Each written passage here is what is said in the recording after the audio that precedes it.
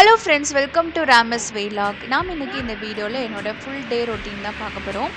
காலையிலே பார்த்திங்கன்னா நல்ல ஒரு மழை, ஸோ நல்ல ஹெவி ரெயின்னே சொல்லலாம். அந்த மாதிரி தான் மழை பெஞ்சிட்டு இருந்தது. ஸோ நானும் என் பொண்ணும் பார்த்திங்கன்னா வேடிக்கை பார்த்துட்ருக்கோம். இதுக்கு மேலே தான் போய் நாங்கள் பிரேக்ஃபாஸ்ட்டே செய்யணும். ஏன்னா இது வந்து மழை பெய்ஞ்சது ஒரு 8-8:30 இருக்கும். அந்த டைமில் தான் நல்லா மழை பெஞ்சிட்டு இருந்தது.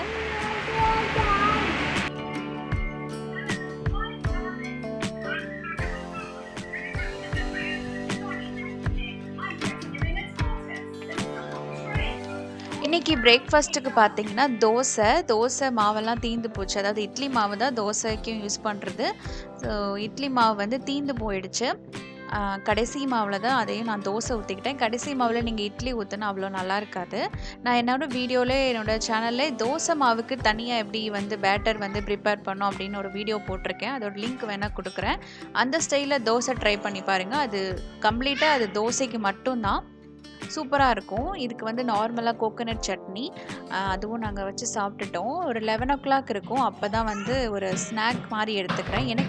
எனக்கு பர்சனலாக பார்த்திங்கன்னா ஸ்வீட்டாக ரொம்ப பிடிக்கும்.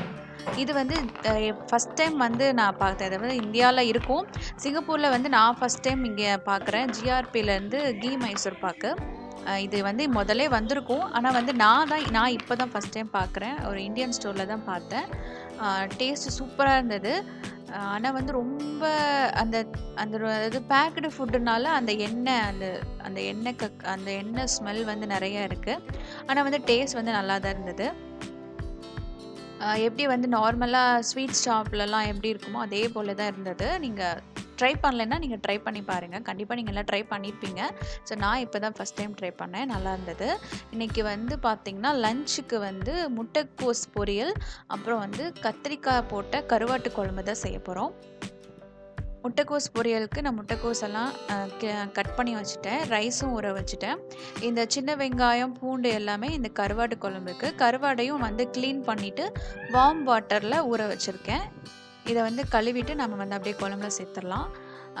பொரியலுக்கு வந்து பார்த்திங்கன்னா பாசிப்பருப்பு ஊற வச்சுருக்கேன். குழம்புக்கும் ரசத்துக்கும் தேவையான அளவுக்கு புளி எடுத்திருக்கேன். குழம்புக்கு பார்த்திங்கன்னா 2 தக்காளியை வந்து நல்லா பியூரி பண்ணி வச்சுக்கணும். ஸோ அது மாதிரி நான் பியூரி பண்ணி வச்சுக்கிட்டேன். ஃபஸ்ட்டு பார்த்திங்கன்னா நம்ம பருப்பை வேக போட்டுடலாம். நான் பருப்பை வந்து குக்கரில் வேக போடலை, நார்மலாக கடாயிலே வந்து வேக போட்டுறேன். நீங்கள் வந்து குக்கரில் வேக வச்சாலும் வேக வச்சும் நீங்கள் பொரியல் செய்யலாம். ஆனால் இந்த மாதிரி ஸ்டைலில் செய்யும்போது உங்களுக்கு பருப்பும் வந்து நல்லா அதாவது முழுசாக இருக்கும், நல்லா குலையாமல் இருக்கும். பொரியல் சாப்பிட்றதுக்கும் டேஸ்ட் ரொம்ப நல்லாயிருக்கும். ஸோ அந்த பக்கம் பார்த்திங்கன்னா பருப்பு வெந்துட்டுருக்கு. இப்போ வந்து கருவாட்டு குழம்புக்கு தாளிக்க ஆரம்பிச்சிடலாம். அது கொஞ்சமாக எண்ணெய் சேர்த்து கடுகு உளுந்த பருப்பு கொஞ்சமாக வெந்தயம் சேர்த்துருக்கேன். இதில் வந்து நறுக்கின பூண்டும் நறுக்கின சின்ன வெங்காயம் சேர்த்து நல்லா வதக்கிக்கலாம். கருவாட்டு குழம்புக்கு நீங்கள் நல்லெண்ணெய் யூஸ் பண்ணிக்கோங்க, டேஸ்ட் ரொம்ப நல்லாயிருக்கும். 1 டீஸ்பூன் அளவுக்கு மிளகாய்த்தூள், 2 டீஸ்பூன் அளவுக்கு மல்லித்தூள் சேர்த்துருக்கேன். அதையும் நம்ம அந்த எண்ணெயிலே சேர்த்து வதக்கிட்டோன்னா அந்த குழம்போட கலரும் நல்லாயிருக்கும், நல்லா ஃப்ளேவர்ஃபுல்லாக இருக்கும். நம்ம ஏற்கனவே 2 தக்காளி சேர்த்து நல்லா அரைச்சி வச்சுருக்கேன். எனக்கு வந்து தக்காளியோட கலர் இப்படி தான் இருந்தது. நீங்கள் நல்ல ரெட் கலர் தக்காளி எடுத்துக்கிட்டிங்கன்னா உங்களுக்கு குழம்போட கலருமே டேஸ்ட்டும் சூப்பராக இருக்கும். இப்போ வந்து தக்காளி சேர்த்த பிறகு கொஞ்சமாக மஞ்சள் தூள் சேர்த்துக்கலாம். மஞ்சள் தூள் சேர்த்து நல்லா வதக்கிக்கோங்க. ஃபஸ்ட்டு வந்து தண்ணி ஊற்றாமல் நல்லா வதக்கிக்கலாம். அதுக்கப்புறம் வந்து தேவையான அளவுக்கு தண்ணி சேர்த்துக்கோங்க. உப்பு வந்து பார்த்திங்கன்னா கல் உப்பு வந்து தேவையான அளவுக்கு சேர்த்துக்கலாம்.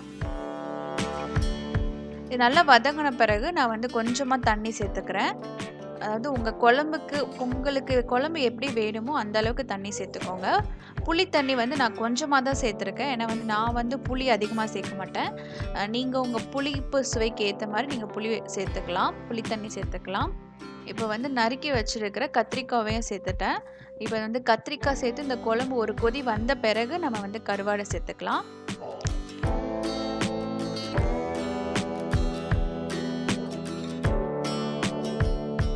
குழம்பு பார்த்திங்கன்னா இன்னும் கொஞ்சம் தண்ணி தேவையாக இருந்தது. அதனால் நான் கொஞ்சமாக வந்து தண்ணி சேர்த்துக்கிட்டேன்.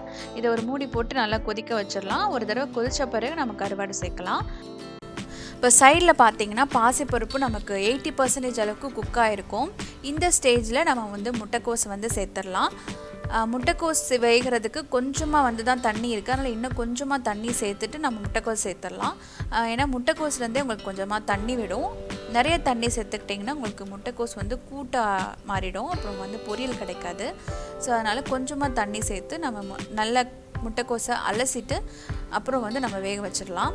இப்போ இது கூடவே நான் 2 தக்காளி சேர்த்துக்கிறேன். இது வந்து எதுக்குன்னா ரசத்துக்காக. ஏன்னா ரசத்துக்கு தனியாக வந்து வேக வைக்கணும். இந்த மாதிரி ஏதாவது நீங்கள் காய்கறிகள் வேக வைக்கும் போது அதிலே வந்து தக்காளியும் சேர்த்து நீங்கள் வேக வச்சிட்டிங்கன்னா அங்கே ரசத்துக்கு அந்த தக்காளி பிசைய வந்து ரொம்ப ஈஸியாக இருக்கும். இது ஒரு சின்ன டிப்ஸ் தான், மோஸ்ட்லி வந்து நிறைய பேருக்கு தெரிஞ்சிருக்கும். இப்போது சைடில் பார்த்தீங்கன்னா நான் சொன்ன மாதிரி இந்த கத்திரிக்காய் சேர்த்தோன்னா குழம்பு ஒரு தடவை கொதிச்சிருச்சு. இப்போ இதில் நல்லா கழுவி வச்சுருக்கிற கருவாடை சேர்த்துக்கோங்க. இந்த கருவாடு உங்களுக்கு எல்லாமே தெரியும், சீக்கிரமாக வெந்துடும். அதனால தான் வந்து கடைசியாக அந்த ஒரு தடவை கொதித்த பிறகு நான் வந்து கருவாடு சேர்த்துக்கிட்டேன்.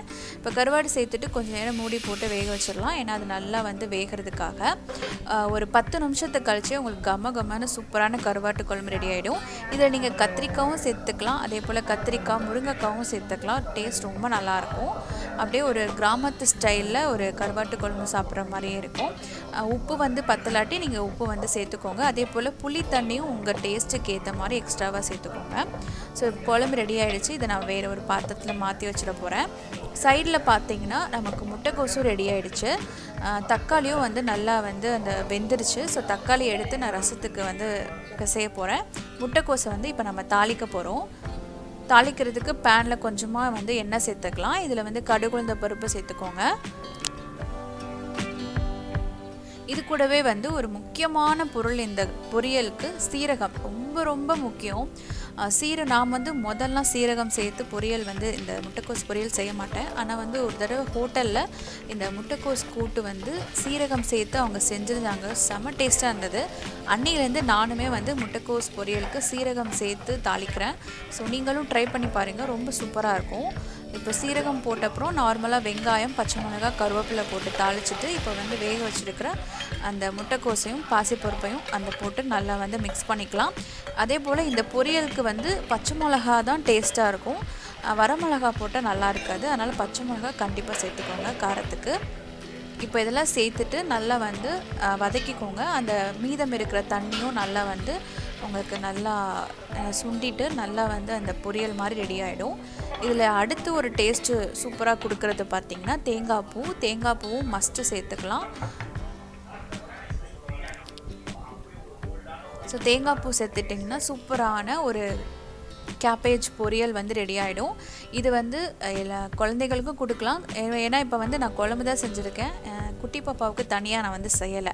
அதே மாதிரி இப்போ இந்த மாதிரி கூட்டு செஞ்சிட்டோம்னா, அதாவது இந்த பாசிப்பருப்பெல்லாம் போட்டு பொரியல் செஞ்சிட்டோம்னா, இதையே வந்து சாதத்தில் போட்டு நல்லா பிசைஞ்சு கொடுத்துட்டோன்னா, ஸோ வந்து அது என்ன சொல்கிறது, தனியாக வந்து அவங்களுக்குன்னு தனியாக செய்ய தேவையில்லை.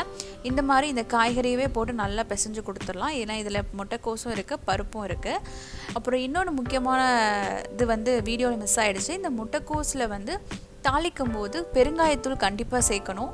நான் வந்து வீடியோவில் வந்து மிஸ் ஆகிடுச்சு. தயவு செஞ்சு பெருங்காயத்தூளும் சேர்த்துக்கோங்க.